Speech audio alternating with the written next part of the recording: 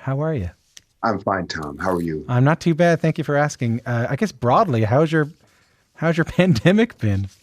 Yeah, great question. It has been stable. Yeah. I have nothing to complain about, but I sure will still. But You'll yeah, it's you'll okay. you'll find something you'll find something to complain about. Yeah, okay. How about yours? Okay. I mean, Not you were talking about you still being on and in the studio. not too bad, It was a bit I think at the beginning I really enjoyed the months of we're all in this together and we're all going to in the beginning of the live streaming and all that kind of stuff. And then I've sort of settled into the new normal. I guess I'm wondering what life is going to be like after this. I guess I'm deluded into thinking that we're just going to go right back to normal, but that doesn't seem possible. Yeah, and if not possible, what does the rollout look like? Is it a year, 2 years, 3 years, 5 years? I don't know. And you were how many dates before this thing happened? How many dates a year were you doing? We were at 100 plus. Man, so were you on the road when the word came down? Yeah, I was on the road. I was in New Zealand, headed for Japan, Oh my God! And and then we had to cancel the Japan tour, you just got which a, was a call terribly or a frustrating. call or a text or something like that. Yeah, well, at that point, it was it was full on. I mean, it was hitting, it was just breaking wildfire right around then, early in the year, spring, and it was clear that I could have gone, but with the 20 plus person band and crew, I couldn't take on the responsibility, not having the information, bringing them any further than New Zealand, where we already were. We probably actually all should have stayed in New Zealand, Well, I'm glad everybody's safe. but we made it home safe. And so far, yeah, the band and crew have been well masked and well quarantined. So tell me a little bit about why it was the right time after this point in your career for an all instrumental record. As frustrating as it is for me to say, Tom, I, as a player, wouldn't have been ready to make this record until now. Really?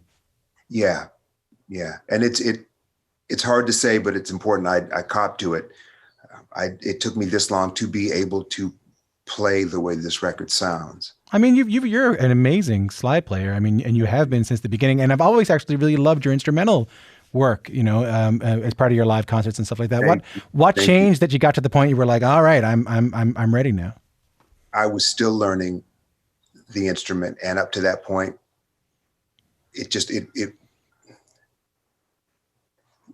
I made a video of this record in my family's music store, and it's up on YouTube. Yeah. And if you turn the sound off and just watch how I'm playing, not listen to what I'm playing, it defines why I couldn't make the record until now. Because your vibrato hand, my left hand it just hadn't matured up until I turned 50. I mean, don't get me wrong. I was committed to my instrument, and it took every year up until now to make the record, and I wouldn't trade a thing for it. But you go from. It's important that you recognize you're playing eighth notes on the left hand, eighth note beats on the left hand, an occasional 16th, but never a 32nd. And it's. And even mastering a still hand, and it's to play a note in tune on a slide guitar with no vibrato is also its own challenge. And all of those things took me till now to actually really, really get my arms around. I tell you what I find interesting about that, and just for people who are listening to this, we're talking about the sort of we'll say it broadly, the lap steel guitar, which Ben is Yes. known for playing different kind of brands of them, different varieties of them, and different iterations of them. But A subset in a alternative culture in a footnote. yeah, exactly, exactly. It's good. That's a So, good album title. But he said, I'll just say for people that, typically with the guitar, you'll play da da da da da da da da da da da da da da.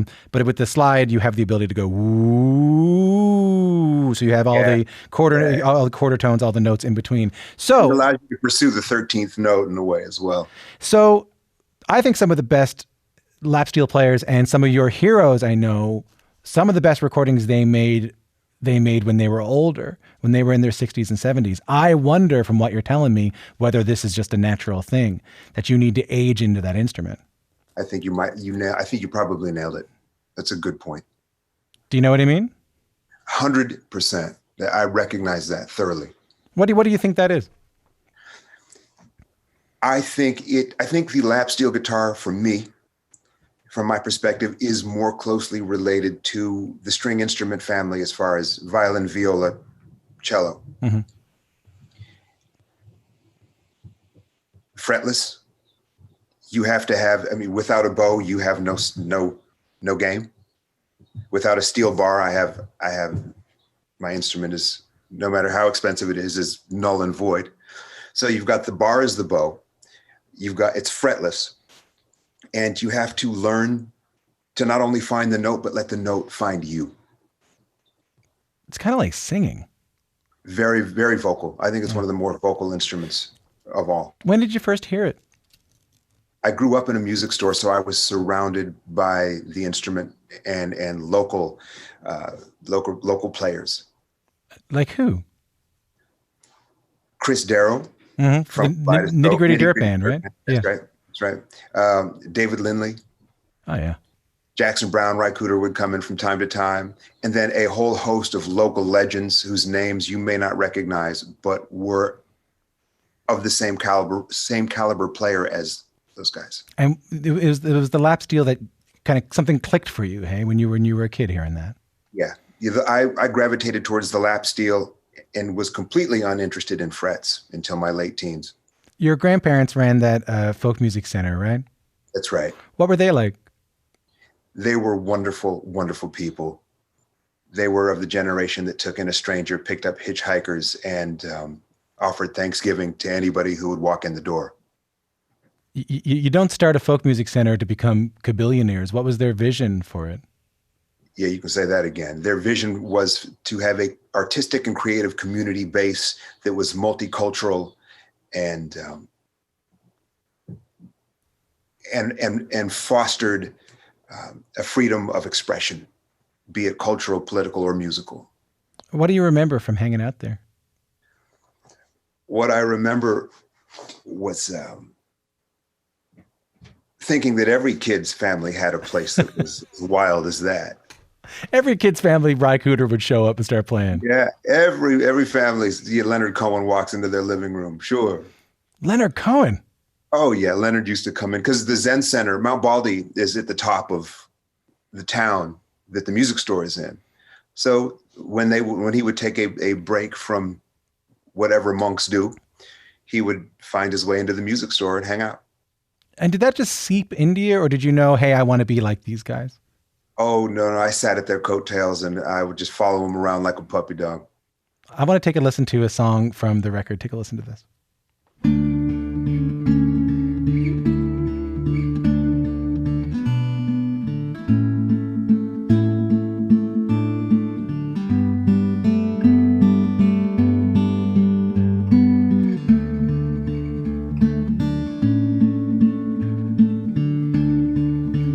From his new record, Winter is for Lovers, that's Inland Empire from Ben Harper's new record. Ben Harper is my guest.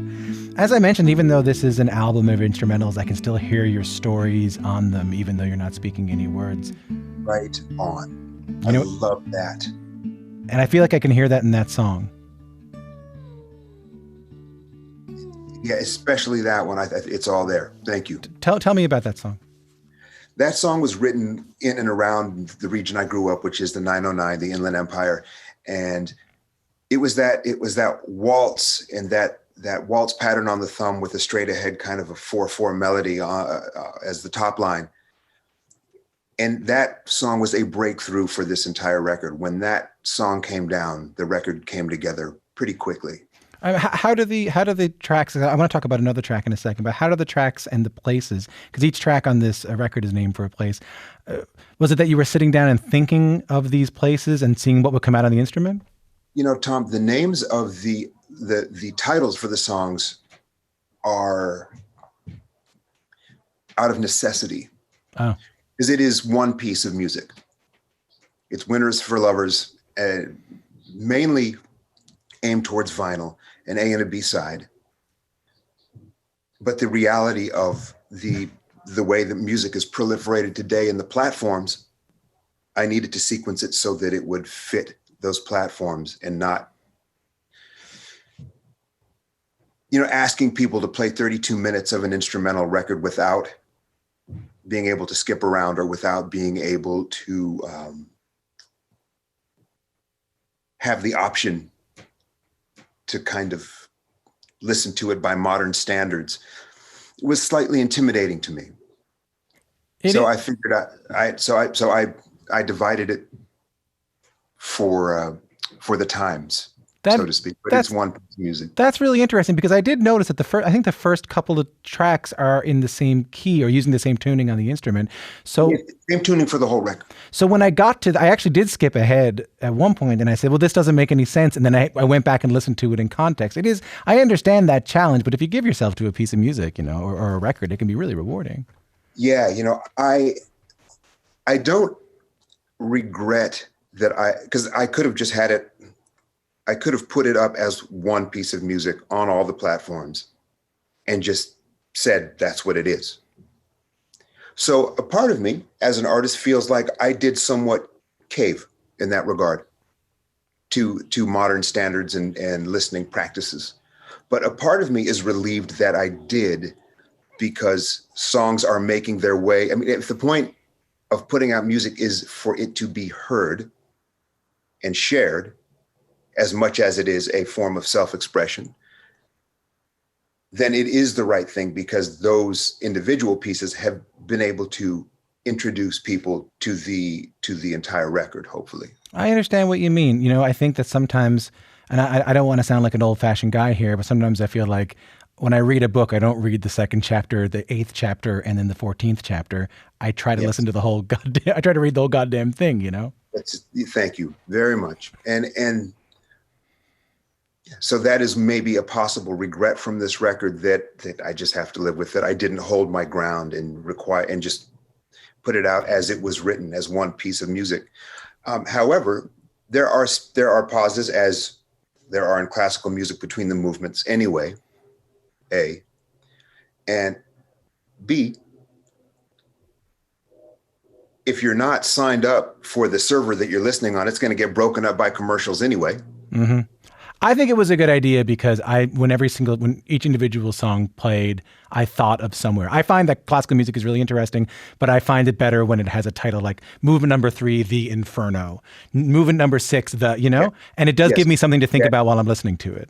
Fair enough. And along those same lines, it gave me an opportunity to actually title the movements, which I've also enjoyed. I wanted, I know. Can we go to the Toronto movement? Because this is a Canadian show. I do gotta talk about it. No, please do. This is my first opportunity to talk about one of the movements with someone who is in the place of the movement. Let's do it. Take a listen.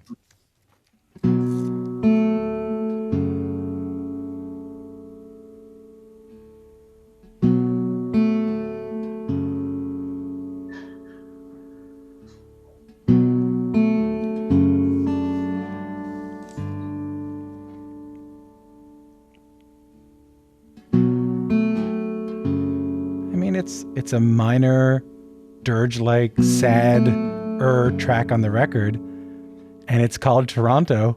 I'm going to be curious about it, Ben. I think for me, I wrote it from a place of romance. To me, it's a romantic piece. It's beautiful. Thank you. Why Toronto? It was written in Toronto, and I wrote it at the hotel and went and played it that night at Massey Hall. Wow. I think Canada's been very good to you. Oh, better than I deserve. Can we take a trip back to the Folklore Center for a second? I hate to be jumping all around while I'm talking to you. No, I love it. But I wanted to talk about this gentleman who I know came your way around then and became a big part of your life. Yes, now wake up, mama. Turn your lamp down low. Wake up, mama, turn your lamp down low. Have you got the nerve to pop up a tart from your door? Yeah, that is the legendary Henry St. Clair Fredericks, better known as Taj Mahal, and Ben Harper's collaborator, guitar teacher. He's called him the greatest musical hero in my life. So I got a couple questions here. First of all, what do you hear when you listen to this? I hear one of the greatest musicians and purveyors of soul, blues, and folk and rock that I've ever. When did you first come across him? Oh, Taj knew my parents before I was born, and Taj has been coming through the music store and has been friends and connected to my family all through my childhood. I've been going to see Taj since I can remember. What's the most important thing you think you learned from him? Most important thing I learned from Taj Mahal is I was on the road with Taj. We were doing Austin City Limits in the early 90s, 91 or 92. And Virgin, there was major label interest. Not disconnected from my work with Taj. I mean, that was part of people becoming more aware of what I was doing at the time. And I got off the phone. I had a frustrating conversation with my manager. And I love it when you have nothing, but you have a manager. Yeah, you know what I mean? You got someone to manage the nothing. Yeah, those are the best times because it's like, yeah, okay. You can have 15% of $20 all you want, sure. All day long. Yeah, 15% of you know what? Take 20% of that open mic. And there was a label interested, and they said, but his songs need bridges. His songs need more bridges in them. We need to work on his bridges. And I got off the phone, and Taj could tell he didn't. I came back to the table. We were on a break and have a lunch, like a post sound check dinner. And I sat at the table and I was real quiet. And Taj said, hey, youngster. He used to call me youngster. What's wrong? I said, oh man, I'm dealing with this label stuff. He goes, uh-oh. He goes, talk to me. And I said, this particular label wants to sign me, but they think that all my songs need bridges. They need proper bridges. And Taj, mid-bite, stops and just puts his food down and says, man, you tell those that the song goes till the song ends.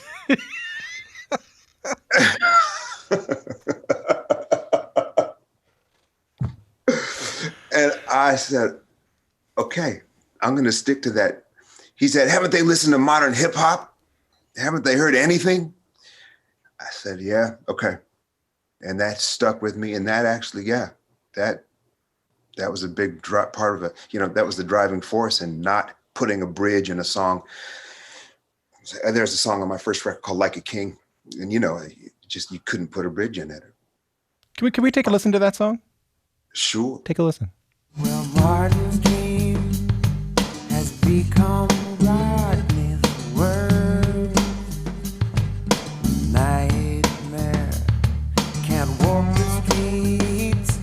To them we are fair game. Our life don't mean a thing. Like a king, like a king, like a king. Rodney King, Rodney King, Rodney King. From his debut album, Welcome to the Cruel World, that's Like a King from my guest, Ben Harper. I'm not sure if I have a question here, Ben, but that song was on my mind a lot this summer. You wrote that about the merciless beating of Rodney King and the parallels between that and the life of Martin Luther King Jr. And then when I was looking at the police murder of George Floyd, that song, I've been a fan of your music for a long time. That song was kind of coasting through the back of my head. What goes through your mind when you hear that song now? Rage. It makes me wish I had gone back to school and become a lawyer so I could have taken greater part in possible legislative practice that could have made maybe more of a difference than a song. Did you think in 1994 that you'd still be... Yes. You Yes, did? because nobody was listening. They were listening in Europe, but they didn't want to hear that shit here. Did you think 16 years later it'd still be a relevant song? Yep, because I saw it going on all the while, and nobody wants to talk about it. Talk about what? America's race addiction. What went through your mind when you saw the news this summer? Here we go again.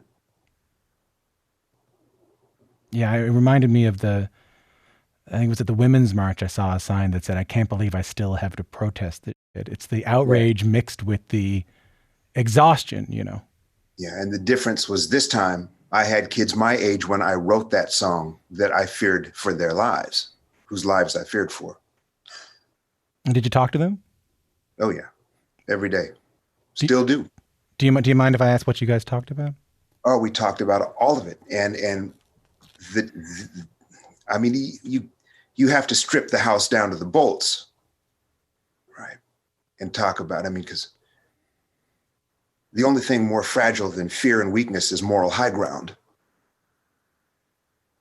So we went all the way and are still going through discussing what the hows, what's, where's, when's, and why's.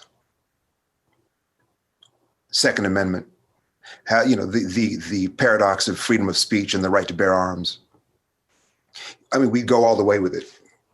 I have to say, I'm struck by something you said earlier that's been kind of sticking in my mind, which is that I wish I had become a lawyer because I think I might have been able to do more good than a song ever could. And I think we're raised to believe, or we're taught to believe, especially those of us who exist in like creative industries, that, you know, and people who love Pete Seeger and Woody Guthrie the way that I know you and I do, that songs can change the world and all that stuff. But it sounds like to me like you've had some thoughts around that. It's frustrating to commit your life to a cause where you don't see a change to match your intensity, to match that commitment. It can make you cynical. It can. It can. Has it? No, but it's made me. It's hasn't made me cynical, but it's made me. It's challenged the definition of cynicism versus optimism equals realism. Mm. Can you tell me more about that? I find that really interesting.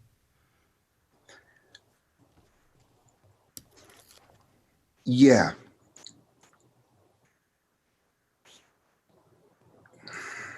Only if you want to. I do want to, but how much time do we have? Because it's so in depth, and I don't want to talk for the sake of hearing my own voice. I understand. And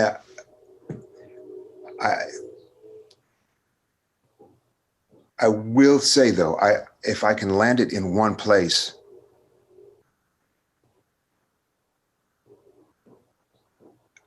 it would be this.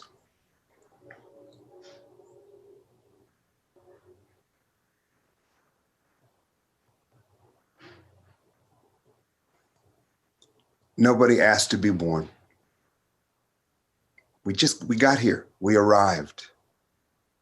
And imagine the majesty that has gone in to our reality. That reality, the reality of our existence.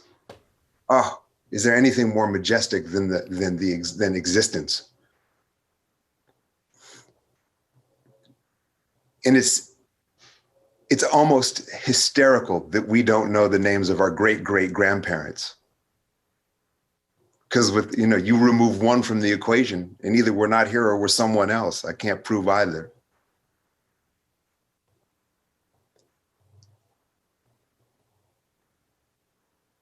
We're here. Nobody chose to be what they are. Nobody chose, I mean, you make choices to become who you are, but nobody chose to arrive here. And I think it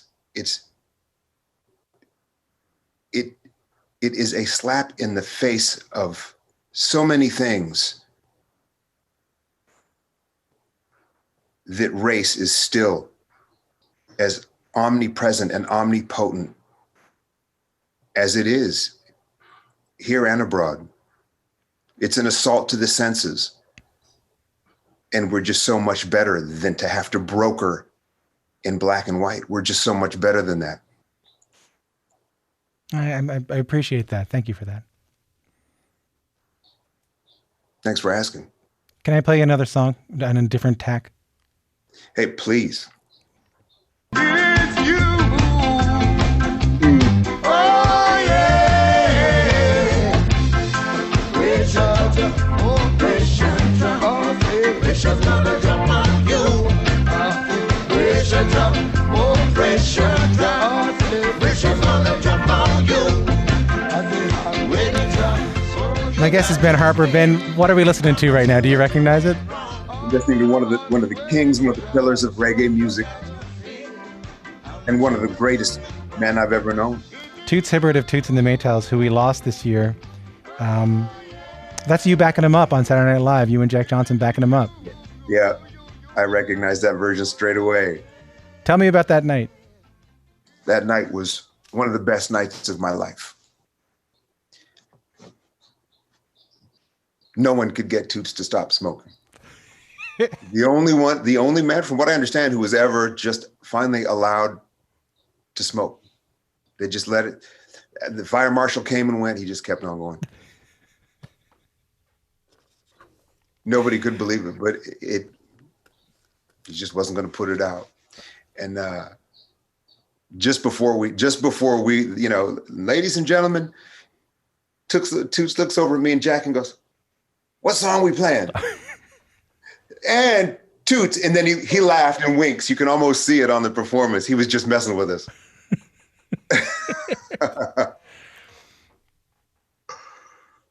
And getting to do it with Jack, you know, my dear friend, and to be on SNL with Jack and Toots, what an arrival, what a benchmark of a moment for me in my life. I'd rather do that than play SNL myself. What a tremendous loss it was. Yeah, I can't even, I getting used to a world without getting a phone call from Toots will never be the same. Ben, it's been lovely to talk to you. Oh man, Tom, thank you for having me on. Really special. Thank you. I really appreciate it. Can you close things off for me a little bit just by talking to me about what you hope for 2021? It can be social, it can be cultural, it can be personal, it can be musical. Just give me something you're hoping for the new year. I'm hoping we return not to form, but to an elevated sense of awareness that actually has staying power and appreciation for what was and what could be. Ben Harper, thank you so much for your time. Thank you so much for having me here.